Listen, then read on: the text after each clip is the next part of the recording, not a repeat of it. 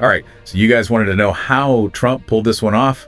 Well, we dug into 5 articles from Time, CNN, BBC, and more to find out. Yeah, and what a picture it is. Seriously, I mean, Trump defied like every prediction. He did. Pulling off a second term? That's unlike anything in recent history. It really is unprecedented. Especially with all the baggage he brought into this election. Right, from January 6th to all those legal battles. I mean, he even lost the last one. Exactly. But the articles say his team USD those challenges to their advantage.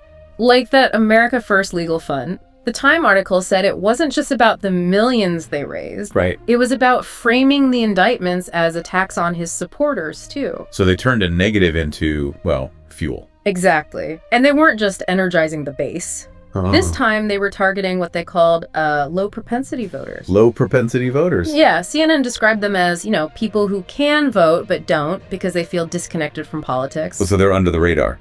Right. And Trump's team saw them as a huge untapped resource. Did it work? Did they get to the polls? It seems so. Early data shows they did even better than expected, especially with younger voters. Wow. They're even saying he might even win the popular vote this time. Wow. A Republican winning the popular vote? That hasn't happened since, I think, 2004? So what was their secret weapon? Well, there wasn't just one. It was a mix of strategy and targeting. Okay. And really understanding anxieties of certain groups of voters. One thing that stood out to me was Trump, and get this, taking inspiration from UFC. Yeah. It's surprising the BBC article explained it, though. They wanted to learn about controlling the narrative and how to connect with certain audiences. So instead of campaign rallies, they were thinking like fight nights. In a way. They used new media in a way we haven't really seen before. Like Trump on TikTok. Never thought I'd see that. It's true. They also used podcasts and online influencers, guys popular with young men, like Logan Paul. Right. And even Joe Rogan. Joe Rogan. Yeah. That's a long way from Fox News. It was a gamble, sure, but it looks like it paid off. Yeah. Remember, they were after those low propensity voters who, they probably aren't glued to cable news. They knew where to find them. Exactly. Yeah. They got the message and the medium right to reach them specifically. Okay. And speaking of the message, what were the key issues this time? Well, the economy and immigration were big, which isn't surprising. Right. Lots of talk about inflation and how people felt Biden was handling the border. Exactly. The sources highlight how Trump focused on border security. Yeah. And the sense of order really played into those anxieties. And of course, the America First message. That seemed to hit a nerve, especially with global instability. Absolutely. People were unsure about America's role in the world, and they were tired of feeling like their needs came second to foreign aid and global commitments. Some on the left were feeling it too, actually. They were. It really tapped into this growing isolationism and a desire to focus inward. So we've got economic concerns, anxiety about immigration, and this sense of wanting to turn inward. It sounds like a perfect storm for someone like Trump. It really does, yeah. But we should remember, it wasn't a landslide. True. Harris ran a strong campaign. It was a close race. And even with all this strategizing, Trump being Trump, those old habits still came out right. Oh, for sure. Like that rally in Madison Square Garden, that comedian's joke about Puerto Rico was way over the line. Oh, right. One article even said Trump's own team thought they went too far with that one. Yeah, and his campaign style was, well, classic Trump. Showing up late to rallies, rambling some inflammatory remarks. I guess none of it mattered as much as they thought it would. Apparently not. They bet big on those voters, and it paid off. But what it means for the next 4 years, well, that's the real question. Okay, so we were just talking about what a second Trump term could mean, and the sources we've been digging into aren't exactly painting a rosy picture. No, not really. And one thing that's really striking is the global reaction. Oh, yeah. Yeah, a lot of apprehension, a lot of uncertainty. Right. World leaders are like bracing themselves, Yeah, and it's not just about specific policies or anything. It's more that sense of, unpredictability. Like this time, there's no re-election to worry about, and he's surrounded himself with people who are, intensely loyal to him. Exactly. He's got less to lose now, fewer constraints, maybe even less patience for anyone who disagrees with him. Right. And, he's already floated some pretty radical ideas, even just since the election. Like what? Well, remember those tariffs he kept talking about during the campaign? Well, the CNN article says he's thinking about a 20% tariff on all imported goods. Wait, 20% across the board? Can he even do that? He can definitely impose tariffs, yeah. Congress could try to block them, but the economic fallout, Wow. Yeah, it'd be massive here and abroad. Huge. And then there's immigration, which was a big part of his campaign. Now he's talking about mass deportations, even using the National Guard and ICE to do raids. Seriously, that sounds like something out of a movie. I know, right? And one of the articles said he might even bring back Tom Homan to run things. You know, Homan. He was a Trump official before, known for his hardline stance on immigration. So this is more than just tough talk then. Sounds like it.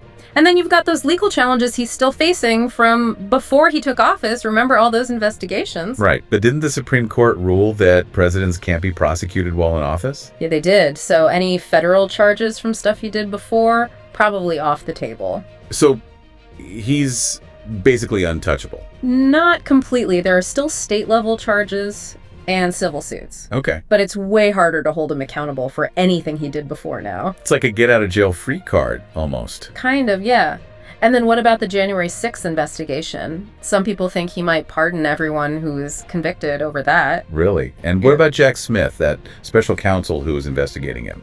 What happens to him? I've heard he might be fired, which wouldn't be a surprise given Trump's history of going after anyone he sees as a threat. It's starting to feel, I don't know, kind of authoritarian, you know?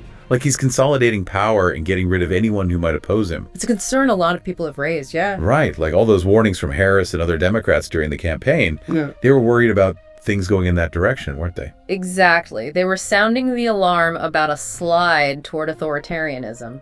And now it seems like, well, maybe those fears weren't so far-fetched. Maybe not. The sources we're looking at, they're full of quotes from experts and analysts who are really worried about democracy being eroded. And it's not just specific policies, is it? It's this whole, disregard for facts and truth. It's the tone, the attacks on the media, trying to undermine anyone who disagrees with him. It's a lot. Yeah, like he's trying to create this reality where he's always right and everyone else is the enemy or something. Exactly, and that's a dangerous path. Really dangerous. Okay, so we talked about what Trump might to do, but how did we get here? How did someone who lost the last election, someone with all this baggage, win a second term? Yeah, it's the question everyone's asking. I think we have to look deeper than just the surface, understand what's going on in society. So it's bigger than just Trump himself. It is, definitely. He's more like a symptom of this deeper issue that's affecting America right now, this disillusionment, distrust of institutions, a feeling like the system is rigged. It's a lot. And that's been building for years, right? It's not just some new thing. No, definitely not. It's economic inequality, the middle class shrinking, people feeling like the American dream is slipping away, and then there's social media, all that misinformation, echo chambers where people only hear what they already believe. So it's like everything came together at the right time, I guess, for someone like Trump to come along. It really does seem that way. His win shows that there's something deeply wrong, that people are searching for answers, even if they come from someone as, unconventional as Trump. Okay, so we've got the what and the how, but what about the why? Why him? What were people hoping for? Right. It's a question everyone's been debating. And the sources, they give us some clues about why people voted for him. Okay, so who are these people? Are they all just, angry white men who feel like they're losing power? No, it's more complicated than that. It's actually a pretty diverse group. Oh. Yeah, you've got the die-hard Mangier supporters, of course, but there are also people who are just disillusioned from both sides. People who felt like neither party was listening to them. Like the system failed them, basically. Exactly. Tired of the same old thing, tired of empty promises. They wanted to be heard. And Trump, with his whole outsider thing, his willingness to break the rules, well, I guess that appealed to those feelings. Yeah, it did. And don't forget, a lot of Trump voters really believe that he's fighting for them. Right. That he understands their struggles, that he wants to make America great again. They believe it. That America First message really worked, didn't it? It did. It tapped into this, longing for a simpler time when America was on top. And for some people, it went beyond just economics or foreign policy. It was about identity, about belonging. Absolutely. And Trump, with all that talk about restoring greatness, putting America first, he gave them that sense of belonging, of purpose. So it's complicated then. Lots of different reasons. Anxieties, hopes, all mixed together. Very complicated. And if we want to understand the challenges America faces, we need to understand those motivations. Yeah. Because even if Trump hadn't won, those issues wouldn't just go away. Someone else would come along, someone who could exploit them just as easily. So where do we go from here? What happens next?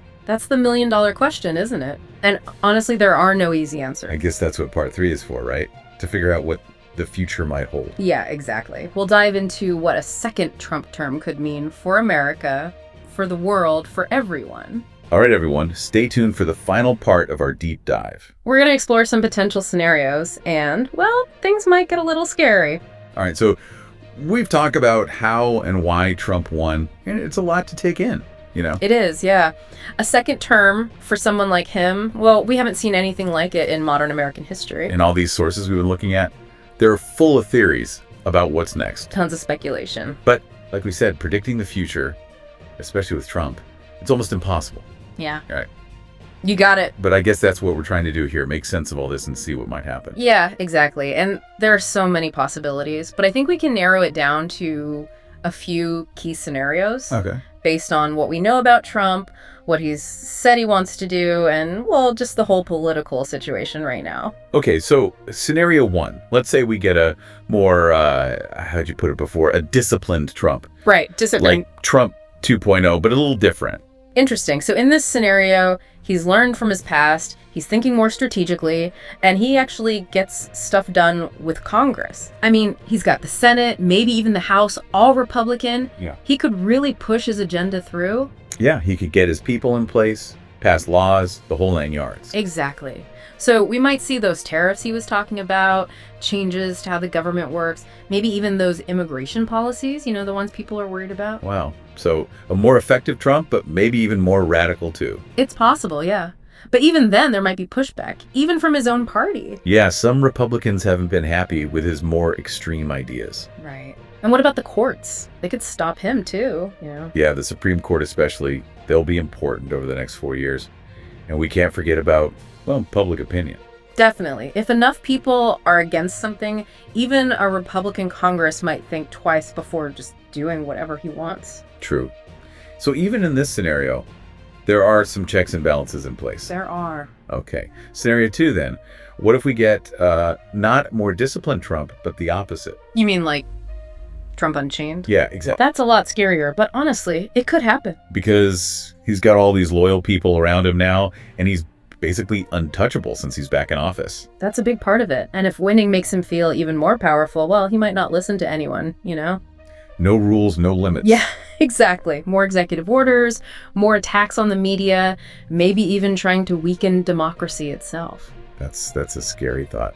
Okay, so we've got scenario 1, effective but radical Trump, and scenario 2, totally unrestrained, almost authoritarian Trump. What's number 3? For number 3, let's throw in a wild card. Okay. What if something crazy happens? Something no one saw coming, like a huge crisis or a scandal, something that forces Trump to change completely. Okay, so like the unforeseen circumstances scenario, like what? Another pandemic, the economy crashing. It could be anything, really. A big war, a terrorist attack, something that throws everything off balance. And how he reacts, that could really define his legacy. Absolutely. Will he step up and be a leader? Or will he just go back to his usual divisive ways? We just don't know. So we're in uncharted waters here. Anything's possible. Yeah, that's the truth. But even with all the uncertainty, I think we learned some important things from this deep dive. Okay, so what are the big takeaways? What should we keep in mind going forward? Well, first, Trump's win isn't just some random event. It's connected to bigger changes that have been happening in American society for years. Like that economic anxiety we talked about, people losing trust in the system, and how politics is all about identity now. All of that, yeah. It's not going away just because there's a new president. It's going to keep shaping things no matter what. So we need to understand these things, fix the problems, and find a way to bring people back together. Absolutely. And the second thing, well, Trump's presidency is going to be unlike anything we've seen before. He's just different. He connects with people in a way other politicians don't, and he's not afraid to shake things up. That's true. But he's also impulsive, doesn't always care about the facts, and he seems to like dividing people more than uniting them. So we can be ready for anything. This next 4 years could be a wild ride. Buckle up, for sure. And the last takeaway, maybe the most important one, is that, well, democracy in America, it's facing some real challenges right now. Yeah, Trump's win made a lot of people worried about whether our system can handle someone like him. Exactly. But we can't just give up. We have to do something. It's up to all of us to decide what happens next, to make sure democracy survives.